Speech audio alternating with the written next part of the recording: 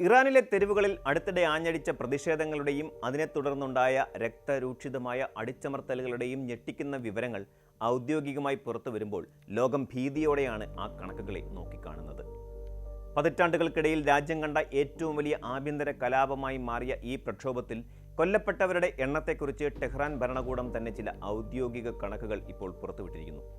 ഈ കണക്കുകൾ ഒരു ജനതയുടെ പോരാട്ട വീര്യത്തിൻ്റെയും ആ പോരാട്ടത്തെ അധികാരം ഉപയോഗിച്ച് അടിച്ചമർത്തുന്ന ഭരണകൂട തന്ത്രത്തിൻ്റെയും നേർചിത്രമാണ്.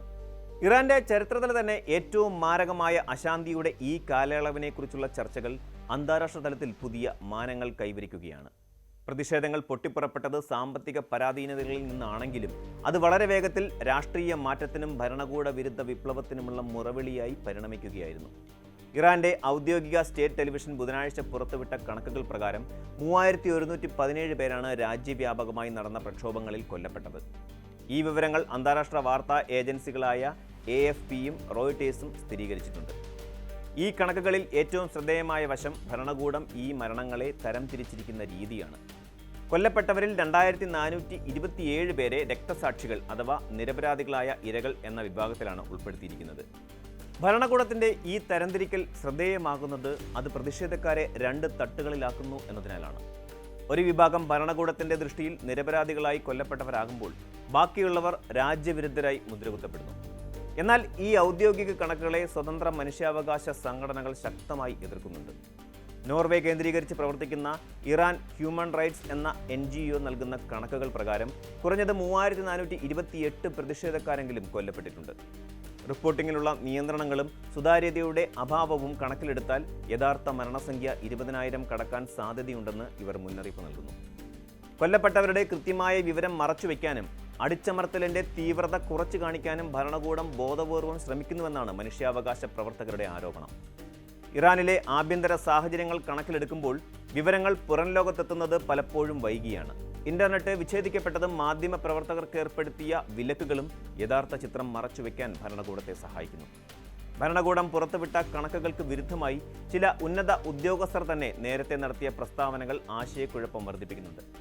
പ്രതിഷേധങ്ങളിൽ 5000-ഓളം പേർ കൊല്ലപ്പെട്ടതായും ഇതിൽ 500-ഓളം സുരക്ഷാ ഉദ്യോഗസ്ഥർ ഉൾപ്പെടുന്നതായും ഒരു മുതിർന്ന ഭരണാധികാരി റോയിറ്റേഴ്സിനോട് വെളിപ്പെടുത്തിയിരുന്നു.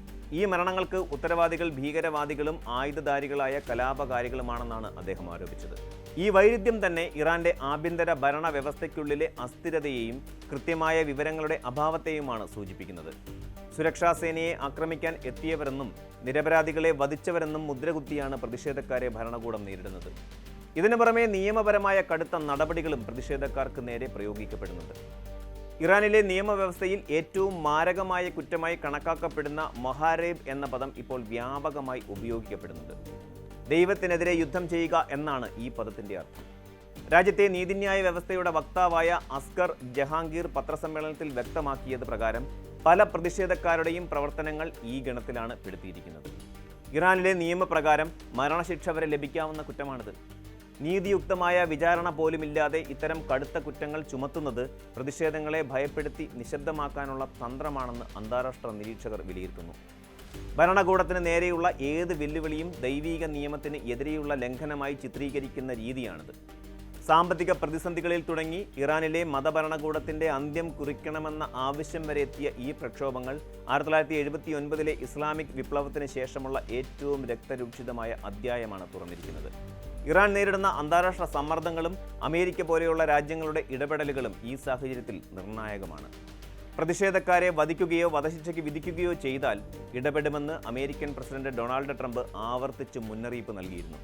എന്നാൽ കൂട്ടക്കൊലകളും വധശിക്ഷകളും താൽക്കാലികമായി നിർത്തിവെച്ച ഇറാൻ നേതൃത്വത്തിന് അദ്ദേഹം നന്ദി അറിയിച്ചതും ശ്രദ്ധേയമാണ്. അന്താരാഷ്ട്ര ശക്തികളുടെ ഈ ഇടപെടലുകൾ ഇറാന്റെ ആഭ്യന്തര കാര്യങ്ങളിൽ എത്രത്തോളം സ്വാധീനം ചെലുത്തുന്നു എന്നത് വരും ദിവസങ്ങളിൽ കണ്ടറിയേണ്ടി വരും. ഈ സംഭവ വികാസങ്ങൾ ഇറാന്റെ ഭാവിയിലേക്ക് ചൂണ്ടുന്നത് വലിയൊരു അനിശ്ചിതത്വത്തിലേക്കാണ്. ജനങ്ങളുടെ പ്രതിഷേധത്തെ ബലം പ്രയോഗിച്ച് അടിച്ചമർത്താൻ ഭരണകൂടത്തിന് സാധിച്ചേക്കാമെങ്കിലും ജനമനസ്സുകളിൽ പുകയുന്ന അസംതൃപ്തി പൂർണ്ണമായും ഇല്ലാതാക്കാൻ അവർക്ക് കഴിയില്ല.